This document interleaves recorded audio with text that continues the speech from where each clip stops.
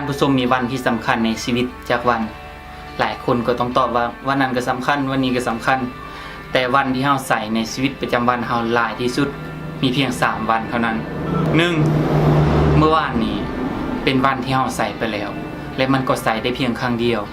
เฮาบ่อาจหวนกลับไปใส่มันได้อีกครั้ง2คือวันนี้คือเวลาที่เฮาอยู่ในตอนนี้แต่เดี๋ยวมันก็จะผ่านไป3คือมื้ออื่นหรือว่าวันหน้าคือวันเวลาที่ยังบ่ทันมาถึงคือวันเวลาที่กำลังใกล้จะมาถึงตั้งแต่ว่าเฮาจะมีเวลาไปถึงตอนนั้นหรือบ่เช่นเดียวกับเรื่องเราที่ว่ามีชายหนุ่มคนหนึ่งเราได้ออกเดินทางเพื่อออกตามหาคุณค่าและความสำเร็จในชีวิตเราเดินทางด้วยเรือลำหนึ่งเพียงลำพังและพอเมื่อไปถึงฝั่งแห่งหนึ่งเราได้ตัดสินใจเพื่อจะพักอยู่ที่นั่นเพื่อกินอาหารแล้วก็วางแผนการในชีวิตต่อไป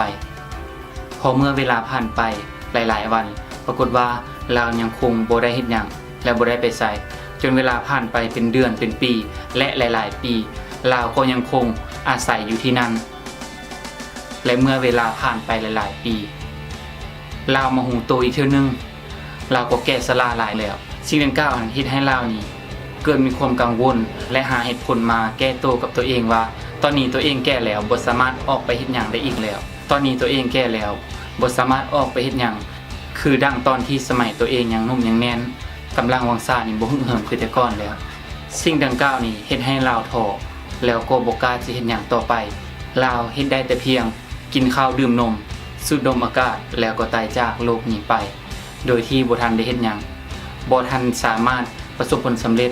หรือว่า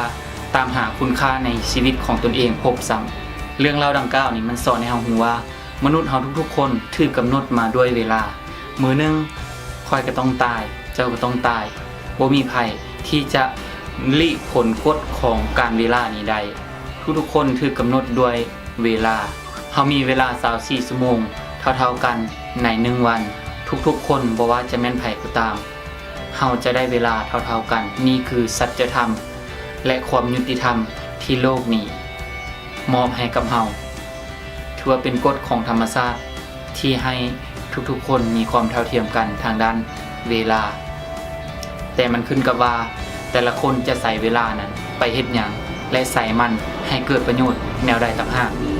เฮาทุกคนในความสำคัญกับการเงินเวียกงานสุขภาพและการสร้างสายสัมพันธ์กับคนอ้อมข้างเพราะคิดว่าสิ่งดังกล่าวนี้จะตัดสินความสำเร็จในชีวิตแต่ว่าเฮาทุกๆคนบ่ได้คิดถึงว่าเวลาก็มีส่วนที่เฮ็ดให้เฮาประสบผลสำเร็จผู้ชายคนที่อยู่ในเรื่องนี้เล่ามัวแต่คิดเสาะหาวิธีการวางแผนเพื่อจะเฮ็ดให้ชีวิตประสบผลสำเร็จแต่เราสนใจเฉพาะวิธีการโดยที่บ่ได้ลงมือเฮ็ดแล้วก็บ่ได้คิดถึงว่าคนเฮานี่มีเวลาจำกัดเรามัวแต่คิดเลื่อนมื้อเลื่อนวันในที่สุดเราก็บ่ได้เฮ็ดหยังเฮาทุกคนรู้ดีว่าน้ำฝนที่มันตกจากฟ้านั้นเป็นของฟรีที่ธรรมชาติให้มาเวลาก็เป็นของฟรีคือกันฉะนั้นหลายๆคนจึงบ่ค่อยเห็นคุณค่าของเวลานี้เรื่องเล่าดังกล่าวนี้มันสอนให้เฮารู้จักคุณค่าของเวลาและเฮ็ดให้เฮารู้ว่าบ่มีช่วงเวลาใดที่เหมาะสมถ้าเฮามัวแต่คิดว่าจะรอท่าเวลาที่มันเหมาะสมซะก่อนจึงจะลงมือเฮ็ด